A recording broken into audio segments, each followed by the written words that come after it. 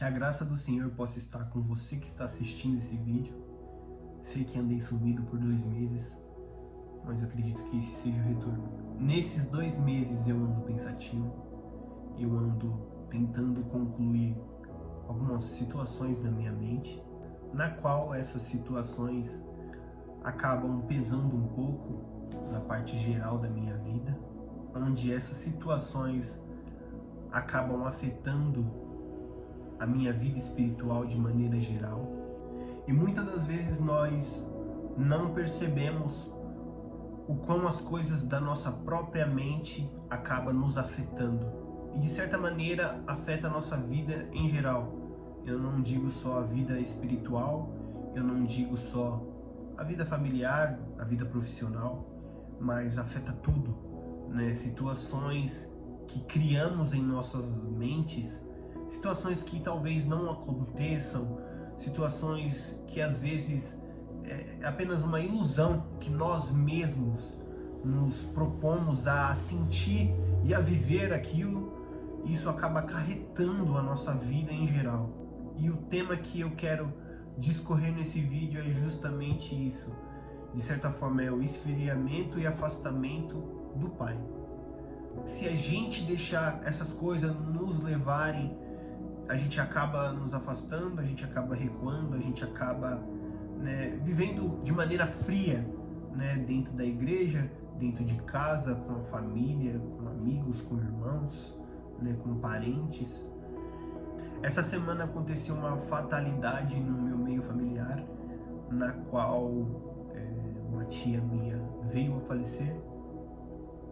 E o motivo a gente não entende e acaba não querendo entender também, Mas a dor da perda, a dor, de viver aquilo me fez refletir muito mais sobre como estamos vivendo. Ultimamente, nós estamos querendo viver de maneira automática. As pessoas não amam como devem amar, as pessoas não vivem como deveriam viver. E como que as pessoas têm que viver? Como que um cristão, como que uma pessoa que conhece o Senhor, ou até quem não conhece mesmo, deve viver? A gente tem a certeza de algumas coisas por conta de algumas palavras que nós lemos na Bíblia. E algumas palavras me fizeram refletir na minha jornada de adolescente cristão. As principais estão em Provérbios, que é o manual do mês. Eu chamo de manual do mês porque tem 31 capítulos, você consegue sobreviver os 31 dias do mês lendo Provérbios. E em Provérbios tem a referência, logo no capítulo 13, versículo 7, que vai dizer pra gente temer o Senhor acima de todas as coisas, acima de nossa própria sabedoria, e deixar de lado a nossa própria sabedoria. Mas as pessoas estão acarretadas a viver de forma tão automática que a opinião delas mesmas importa. É apenas a opinião dela que vai importar, é apenas a opinião dela que vai ter razão. As pessoas esqueceram de viver de forma espiritual, emocional, para viver de forma racional. A pessoa que vive de forma racional é apenas pela sua própria razão. A gente somos seres racionais, a gente tem a nossa própria razão, o nosso próprio entendimento e o nosso próprio discernimento de tudo que a gente vive a cada dia. E viver de forma racional faz com que a gente permaneça no automático, permaneça daquela mesma forma, talvez da mesma maneira, ou talvez até evoluindo, porque a gente tem discernimento também do que é certo e o que é errado. Nós nascemos com esse discernimento também do bem e do mal, desde lá do início. Mas viver de forma automática, isso nos gera falta de temor com aquele que nos criou. Ah, Denis, você falando dessa forma dá a entender que eu tenho que viver em prol daquilo, em prol disso. Não, por favor, não entenda dessa forma. Eu não estou tentando fazer você discernir uma maneira robótica de viver. Até porque a maneira automática de viver também é robótica. Então acaba que eu entro na minha própria hipocrisia. Mas parando para analisar como as coisas andam A cada dia a gente vê que as pessoas estão cada vez mais assustadas, estão cada vez mais frias e cada vez mais sem compaixão. Não tem como citar compaixão e não lembrar de Cristo.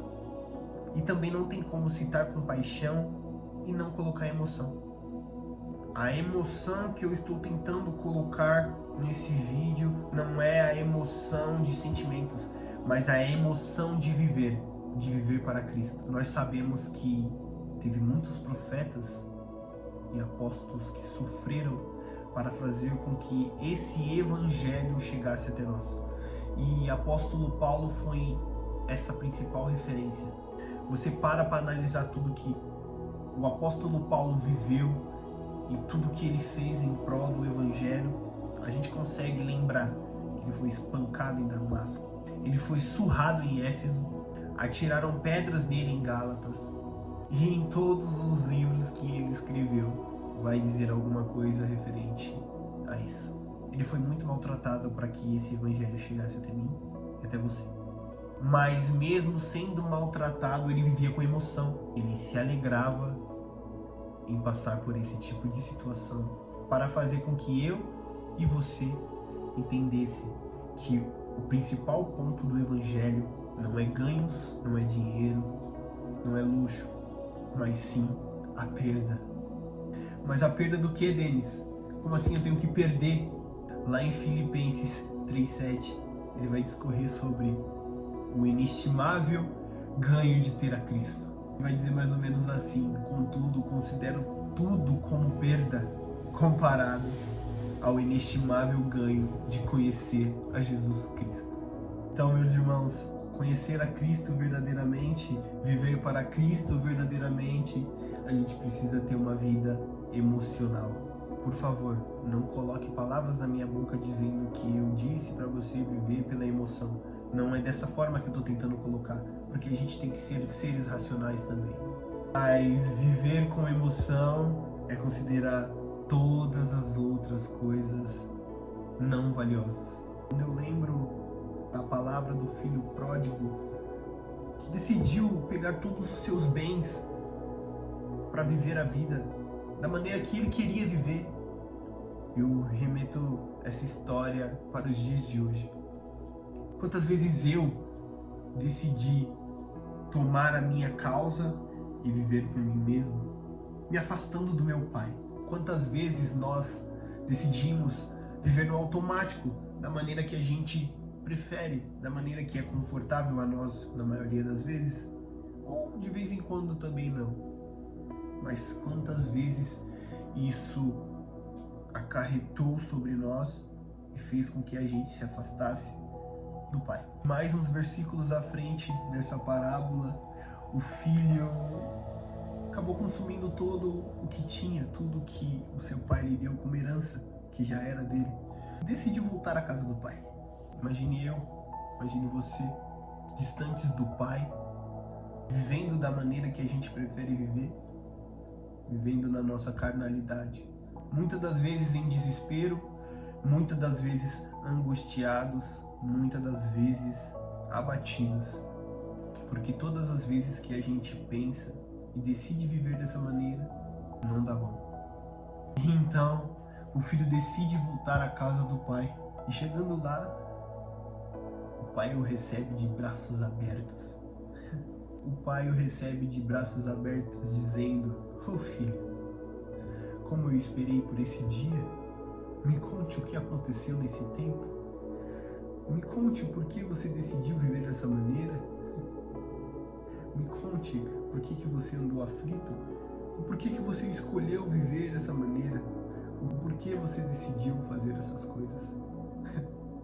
Entre, meu filho, sente-se à mesa, temos muito que conversar." Mesmo a gente se afastando dele, ele nos recebe com braços abertos, da melhor maneira, do melhor jeito, com as melhores coisas.